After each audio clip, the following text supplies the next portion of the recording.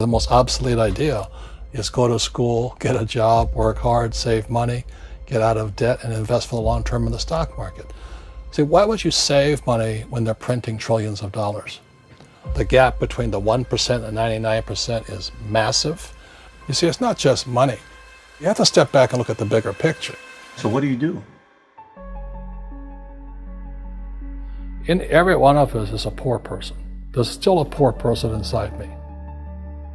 There's also a middle class person, and the middle class persons want security. They want that steady paycheck. And there's a rich person. And they're all inside of us, except that it's not taught. You're taught to go to school, get a job, and get a paycheck. You're not taught to how to get rich. If you read Rich Dad, Poor Dad, my rich dad refused to pay me. He said the paycheck was one of the most damaging things you could take in your life. He says the moment you take a paycheck, you're an employee, and that's the mindset. So my rich dad never paid me. It drove my poor dad, government employee, nuts. You gotta pay people, you gotta pay people. And rich dad was not saying that the paycheck was bad. He says you didn't want to be a slave to money. So as an entrepreneur, if rich dad folded, I just started another company. I don't need a paycheck. I don't need anybody to take care of me. If my government doesn't like me, I move to another country because they need entrepreneurs there. So the entrepreneur is not so much the business. The entrepreneur is really the mindset and the skill sets and the different set of rules. You see, small business does not operate in the same rules as big business. Entrepreneur is a mindset first, a skill set, and rules. And depending upon whether you're an employee or a small business, the rules are different. The mindsets are different. The skill sets are different. If you could say one thing to somebody who's never been an entrepreneur and they're thinking about making the leap of faith into becoming an entrepreneur, what could you tell them?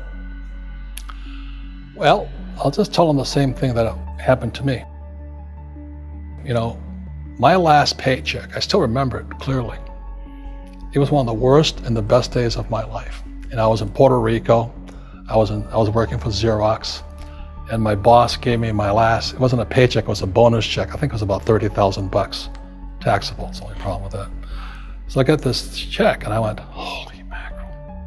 You know what I mean? So I was excited, but I was also disturbed. And so this other guy comes up to me, his name was John, and John says to me, he says, you're gonna be back. I said, why? He says, because you're gonna fail. I looked at him and said, look, few expletive words, because that's what he did. He left Xerox, failed, and he came back. And I said, look, you failed and you came back, but I'm gonna fail and I'm never coming back. And that's the attitude. Do you know what I mean? If you say, well, if I fail, I'll go back to mommy and daddy, then that's what you'll do. So if you fail, that's when I became an entrepreneur, because I had no money. I had no money for years.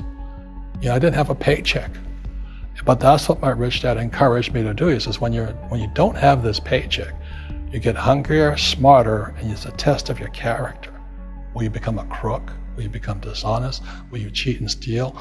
Or will you become a better human being? So really, that's the benefit of becoming an entrepreneur, is you really find out who you are when you don't have anything. So you always have to look at the big picture. Too many people look at, well, what's going to happen to me? When you look at the big picture, you're also going to know that when something bad happens, something good's going to happen. But you got to prepare for whatever is coming. If you think next 20 years will be like the last 20 years, you're going to get creamed. When you and I go to the supermarket and we buy a carton of milk, we always check for the expiration date. But most people do not check for the expiration date on their brains. Instead of get out of debt, I get into debt. I just refinanced $300 million in debt. I went from 5% to 2.5% interest. I made a fortune. Every month, more money comes in because my cost of money has gone down. So while some financial experts are saying get out of debt, I'm saying learn how to use debt. See, when I came back from in Vietnam in January of '73, the first thing my rich dad said to me was go to school to learn how to invest in real estate. It wasn't real estate, it was how to use debt and taxes. Debt and taxes make the rich richer. Debt and taxes make the poor, middle class, poor. So all the rich guys who are doctors and lawyers or, those guys, they're getting creamed and they don't know why. Doctors are getting creamed. Oh yeah, they're making more money, but the take home is less. Sure. My doctor just yelled at me. He was happy. He says, "Oh, guess what? I finally made $1 million." And I said, "Yeah, this was just 3 weeks ago." And so I said, "Yeah, well, how much you pay in tax?" He says, $750,000 in taxes. So his net was about $400,000. That's not bad. But when I make $1 million, I keep $1 million. And the reason is because I don't make it by working for money. See, if you work for money, you're taxed. So that's why lesson number 1 in Rich Dad Poor Dad is the rich don't work for money. What we do instead is we create businesses as entrepreneurs. We acquire real estate. I don't invest in the stock market. Okay? So the reason is because as entrepreneurs, I have more control over my income, how much I make, and how much I pay in taxes. And because I'm an entrepreneur as well as an investor in real estate, I pay 0 tax. So every time I make, let's say, $1 million as an entrepreneur, I immediately invested in real estate. I have a 4-to-1 step up. So I put $1 million in real estate, I get $4 million from the bank. That's why I love banks. But the banks are screwing everybody else, terrible. But it's good for me. That's why you said when you print, it's good for you, but when you print, it's bad for people that work for money. Because when you print, savers get creamed and people who work for money get creamed. When they print, debtors get rich. You see, debt and taxes make the rich richer, and debt and taxes make the poor middle class poorer. When we have obsolete ideas, we get obsolete results. So what's happening for most people, the idea of going to school, getting a job, working hard, saving money, getting out of debt, buying your house because it's an asset, and investing for the long term, is obsolete. The world has changed. The world changed in 1971 when President Nixon took us off the gold standard and money became debt. What if we get rid of school? Then what would happen? Would it be better if we had no educational system at all? No, I'm saying education is more important before. It's just obsolete. There's Moore's Law which states information doubles every 18 months. In other words, everything's obsolete 18 months. So, and this is just a recent phenomenon. So when you come out of school, you're already obsolete. And that's why I'm the old guy, I meet my friends who went to Harvard. Yeah, I went to Harvard. I said, yeah, that was how long, 50 years ago? Today, the banks are charging you interest to save money. In other words, banks don't want your money because they printed too much of it. And that's why there's this bubbles in stocks and bubbles in real estate and all this. People are dumping the cash because, as I said in here, savers are losers and cash is trash. And yet people are, well, I want a high-paying job. Well, that's an obsolete idea. Get out of debt is an obsolete idea. You should learn how to get into debt, how to use debt to get rich, and they'll never teach you about taxes. The reason the 1% is way up here and the 99% are going this way is because when you print money, 2 things happen: inflation and taxes. It's going to crush you. And any entrepreneur thinks, I'm just going to make money, I'm going to start a business and make a lot of money because of what we talk about. They really have got to smell the roses, man. That's not what the real entrepreneurs are doing. Most entrepreneurs, there's 28 million small business owners in America. 24 million are what are one-person entrepreneurs. They're called non-employee entrepreneurs. So and that's what happens is when people don't really understand what an entrepreneur does. So most big people are self-employed, but they're not really entrepreneurs. The self-employed pay the highest taxes of all, and nobody tells them that. Yeah, it's also called the entrepreneurial spirit, but what we were actually talking about was there's no such thing as a bad economy.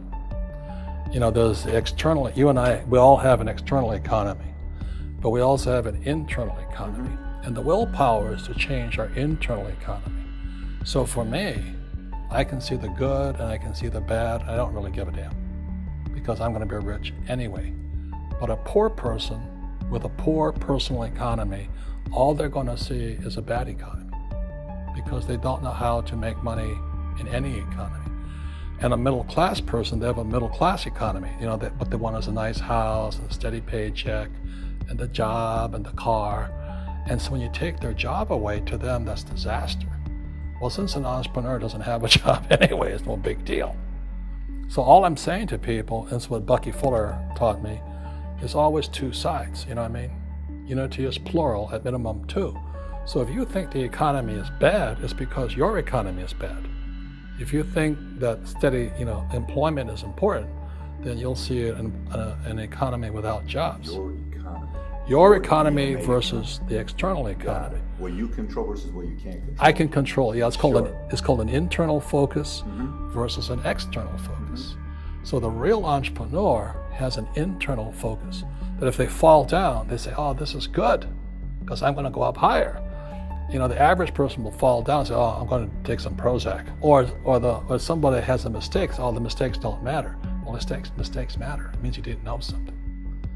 But a real entrepreneur, whether they fall down, they always can go up. They can stand back up and go higher.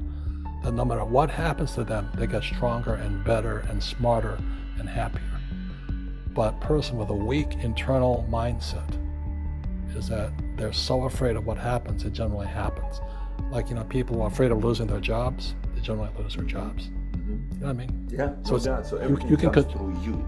Yeah, so the entrepreneur first job is to control inside here, not outside there. The moment you take that paycheck, you're an employee. You've got to be stronger than that. It's about inside control.